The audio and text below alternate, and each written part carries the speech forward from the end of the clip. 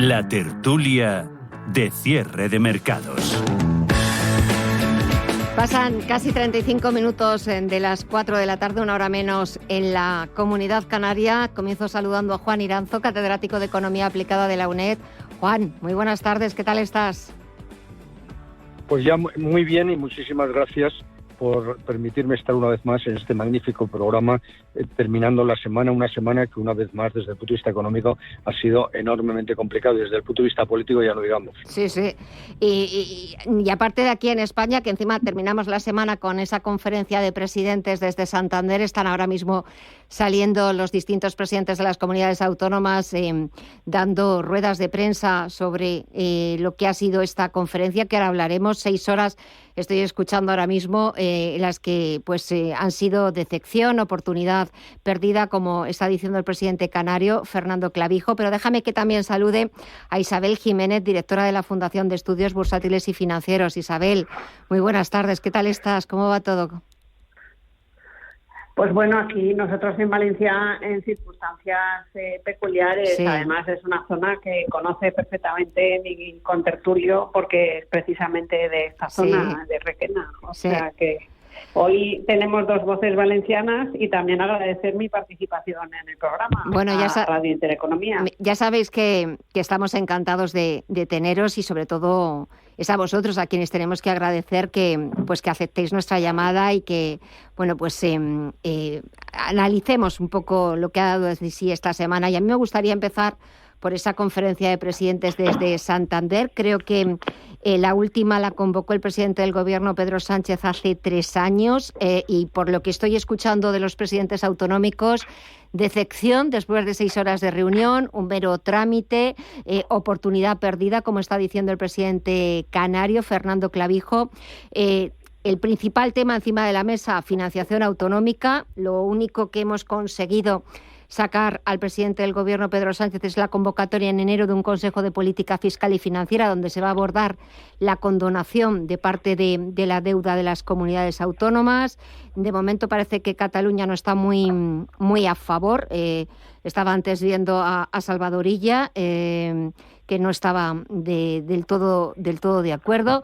A ver, Juan, conferencia de presidentes después de 3 años, más que necesaria, aunque finalmente al final pues es simplemente un trámite, una fotografía que se hacen todos los presidentes, quizás más desde el punto de vista de ver cómo se saludaban Sánchez e Isabel Díaz Ayuso, que llevaban, creo que antes leía en algún medio que llevaban 1000 días sin verse, que quizás más los temas o las conclusiones que hayan salido de esta conferencia, ¿no?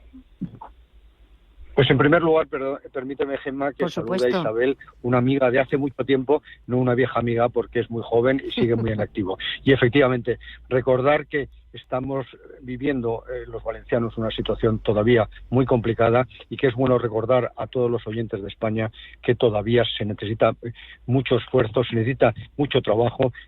Todos los valencianos lo vamos a hacer, pero evidentemente necesitamos el apoyo y la ayuda de todos, cosa que desde el punto de vista del Gobierno central no llega. Y dicho lo cual, realmente a mí no me ha decepcionado nada la reunión de presidentes, porque no esperaba absolutamente nada de ello, salvo una foto, como muy bien has dicho, Gemma, que se ha producido. Hay que tener en cuenta que el actual presidente del Gobierno lo único que hace es eludir los problemas en lugar de resolverlos, en gran medida como los diccionarios. Hay que tener presente que el problema fundamental al que nos enfrentamos en este momento el conjunto de los ciudadanos es la financiación autonómica, que es resultado no solo de la necesidad de adaptarla a la nueva población residente en la mayoría de las comunidades autónomas, que es muy superior a la estimada inicialmente, sino otro asunto fundamental, que no se puede establecer un cupo catalán y tratar de contentar al resto de las comunidades autónomas condonando la deuda.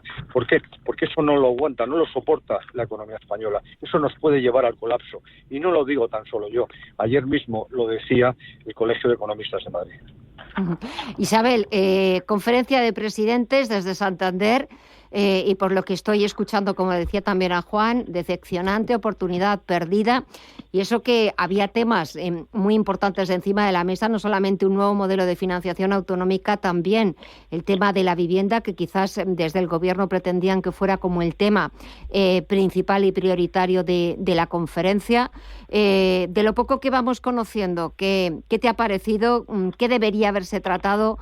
Y un poco lo que estamos viendo.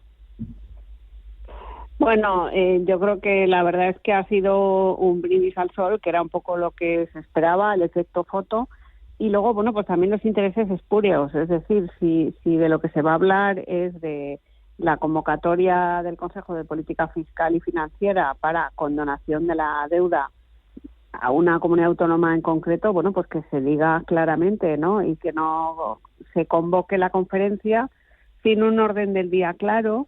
Y luego además, bueno, pues los temas de vivienda, pues como pasa con muchas otras circunstancias, hay una inconsistencia temporal de las diferentes políticas y muchas veces se busca un culpable. En este caso, en la ley de vivienda, los culpables se supone, entre comillas, son los grandes tenedores de vivienda, pero es que no es así. Insisto, hay un tema de inconsistencia regulatoria, hay todo el tema de el parqué de viviendas ocupadas con K, y luego también el tema de la intervención de los precios de la vivienda, con alquileres limitados, y esto hace, bueno, pues que se reduzca la oferta de alquiler, y luego pues el tema también de la vivienda social, ¿no? Que bueno, pues muchas veces desde determinados partidos se habla mucho de vivienda social, pero solo se habla, no aumenta el parque de vivienda social, y si cogemos mandatos de 4 años, miramos el volumen de viviendas sociales y no suben. Tema de la vivienda, Juan, en el orden del día de la conferencia, el Ejecutivo iba a plantear a las comunidades autónomas blindar la vivienda pública y una nueva ley del suelo. Volvemos como a la casilla de salida y parece que solamente damos vueltas en círculo y no terminamos ni de escuchar al sector ni de promover una ley del suelo que de verdad sea efectiva, y simplemente va dando el Ejecutivo patadas hacia adelante, enfadando a las comunidades autónomas, enfadando a los ayuntamientos porque son los que tienen el suelo. No, pero además no solo patadas hacia adelante, porque no se avanza nada. Estamos retrocediendo espectacularmente, sobre todo a raíz de la última ley de la vivienda que aprobó el gobierno actual. Hay que tener en cuenta que el mecanismo más eficiente, yo lo decía hace unos días en un artículo en The Objective, para regular y mejorar la situación de la oferta de vivienda es precisamente favorecer e impulsar el libre mercado, como ocurre en Estados Unidos. Y sin embargo aquí lo que se hace es todo lo contrario. Si hablamos de la vivienda de alquiler, lo que se pretende es proteger al que de verdad necesita una vivienda de alquiler porque su renta es baja. ¿Y esto qué sucede? Que con la nueva ley de la vivienda ocurre todo lo contrario. Se han retirado del mercado de la vivienda de alquiler, de la oferta de vivienda de alquiler, 270.000 viviendas en el último año y medio. ¿Por qué? Porque esta nueva ley de la vivienda primero penaliza lo que es la remuneración de esa vivienda, es decir, la subida de los alquileres, y luego, por otro lado, y lo que es fundamental, lo decía muy bien Isabel, es que penaliza al propietario de la vivienda, dejándole completamente, en este caso, indefenso ante la situación que plantea el Ocupa. El Ocupa de doble el sentido, el primero, el inquilino que deja de pagar, o el que directamente da una patada a la puerta y entra a la vivienda. Yo creo que lo que hay es que hacer todo lo contrario a lo que está haciendo el gobierno. Y la nueva ley del suelo iría también en sentido contrario. En lugar de liberalizar y favorecer que rápidamente se recalifique el suelo, lo que haría es justo lo contrario. Hay que tener en cuenta que no se puede legislar y no se pueden solucionar los problemas con propuestas populistas. Este gobierno lo único que hace es permanentemente aplicar el populismo, con el resultado que normalmente tiene precisamente esas medidas populistas, que es perjudicar al supuestamente beneficiado, y en este caso al que pretendía acceder a una vivienda de alquiler en condiciones adecuadas. Y respecto a la vivienda de nueva construcción, pues evidentemente hay un déficit espectacular de unas 100.000 cada año, porque todo hace presagiar que en este caso los promotores cada vez tienen más problemas, menos incentivos para construir nuevas viviendas. Por tanto, en este sentido, casi es mejor que no se haya tocado nada en esta conferencia de presidentes y no se haya impuesto nada de esta ley de la vivienda en la conferencia de presidentes. Sigo leyendo distintas declaraciones de presidentes autonómicos. Por ejemplo, la cántabra María José Sáez de Buruaga dice que el Gobierno no ha dado la mínima oportunidad al acuerdo, o el andaluz Juanma Moreno dice: nos da la sensación de que lo que interesa del Consejo Fiscal es esa supuesta quita de deuda que beneficia a las comunidades con mayor deuda, entre ellas Cataluña. Isabel. Sí, bueno, la verdad es que el tema, por ejemplo, de la deuda de comunidades autónomas, sí. Bueno, pues hay comunidades autónomas, hemos hablado de la Comunidad Autónoma Valenciana, sí. Que históricamente, bueno, pues es una comunidad infrafinanciada. Entonces, luego además está el tema de la nomenclatura. Estamos hablando del régimen general, es un régimen general. Y no puede haber excepciones, porque si hay excepciones, todos los demás se ofenden, porque bueno, pues es un trato privilegiado en base a que no puede ser por un acuerdo político. Entonces tienen que primar los criterios económicos, tienen que obedecerse las leyes que tenemos. Y si se abre el melón de la financiación autonómica, hay que reformar el sistema de financiación autonómica, que ya decíamos al principio de los comentarios de hoy, que bueno, pues tiene fisuras, pero esas fisuras no se puede añadir una fisura más grave, porque al final deslegitimas todo el sistema, ¿no? Mientras tanto, siguen las comparecencias de los presidentes autonómicos. Ahora está hablando el presidente de Murcia, Fernando López Miras, y me estaba acordando del presidente del Gobierno, Juan Pedro Sánchez, que decía que él acudía, que había ido a Santander con ánimo constructivo, y escuchando las declaraciones de los presidentes autonómicos no pueden estar más en desacuerdo, porque casi todos ellos se han mostrado decepcionados. Se ha perdido una oportunidad importante después de más de 3 años sin la convocatoria de una conferencia de presidentes.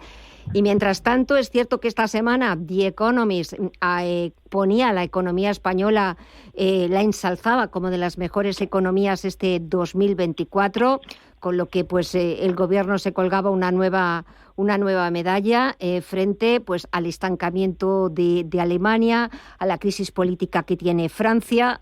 Hoy tiene ya un nuevo primer ministro centrista, a ver si consigue lo que no consiguió Michel Barnier, pero por mucho que The Economist hable muy bien de la economía española, 2025 no se presenta con vientos de cola. Vamos a ver también lo que va a proponer el futuro presidente estadounidense, Donald Trump, que tarde o temprano va a acabar imponiendo más aranceles a Europa, y si cumple todo lo que fue prometiendo en la campaña electoral, Europa, después de Canadá y después de México, va a ser la siguiente.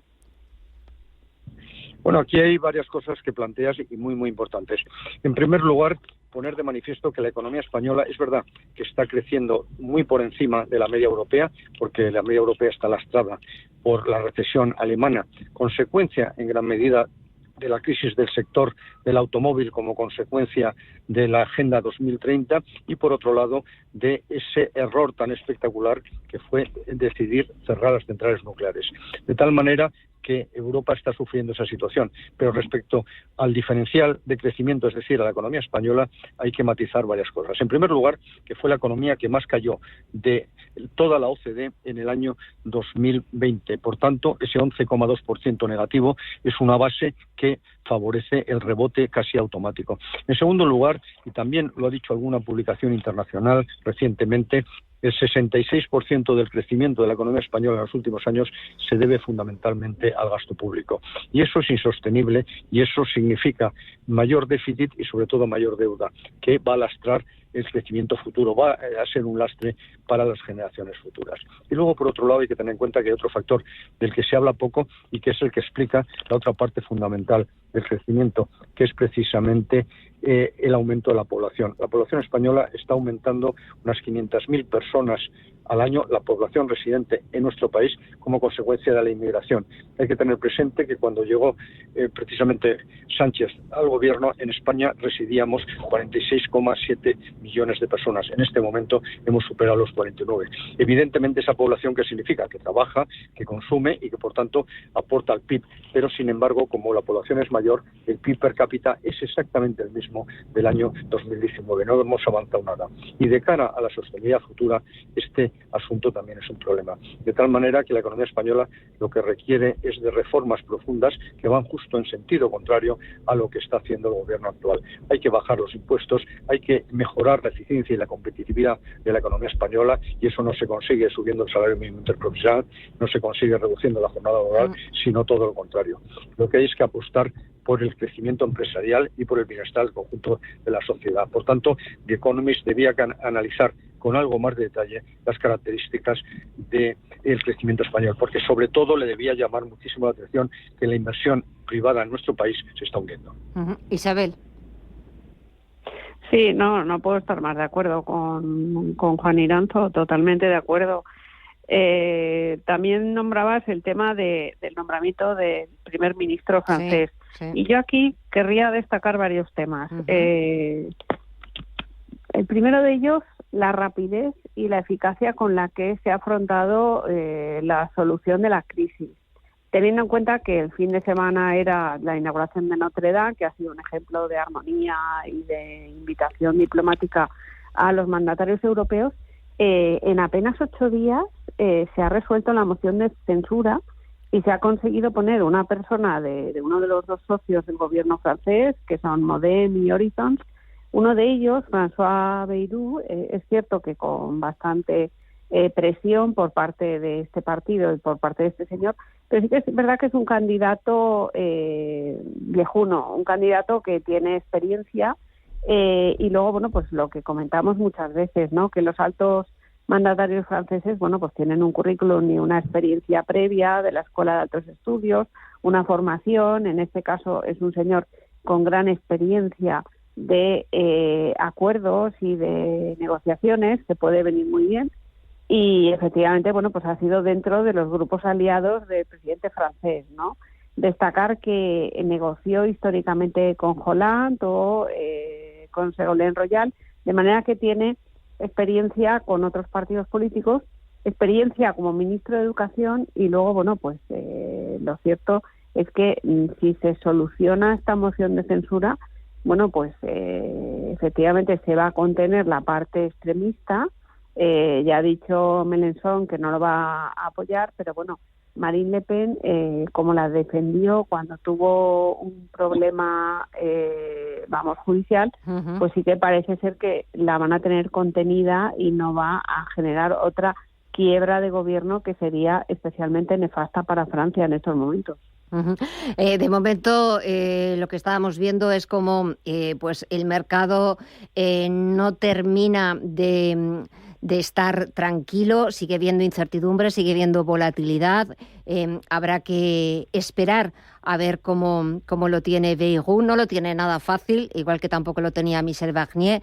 Vamos a ver si tiene un poquito más de suerte para conseguir aplacar los ánimos en una Asamblea Nacional que tras las últimas elecciones salió muy dividida, muy fragmentada, y sobre todo que también encima de la mesa están esos presupuestos de 2025. Igual, Juan, que pasa aquí en España, que esta semana también escuchamos desde el Ejecutivo que la intención es tenerlos para el primer trimestre de 2025. Pues ya llegamos tarde.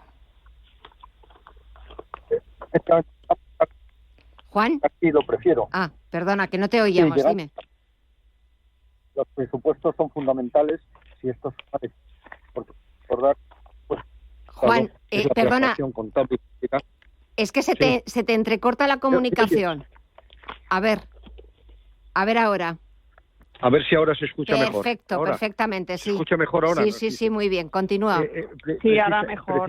Precisamente hay que tener en cuenta que los presupuestos generales del Estado son la plasmación contable y jurídica del programa económico del Gobierno. Y en este sentido hay que pensar que el programa económico del Gobierno es incierto y que no depende precisamente de unos objetivos claros de política económica, sino de contentar a sus socios de Gobierno y darles una serie de favores, concederles una serie de dávidas en función de sus intereses y de las necesidades, como estábamos hablando, y lo explicaba también Isabel con el asunto de la financiación autonómica.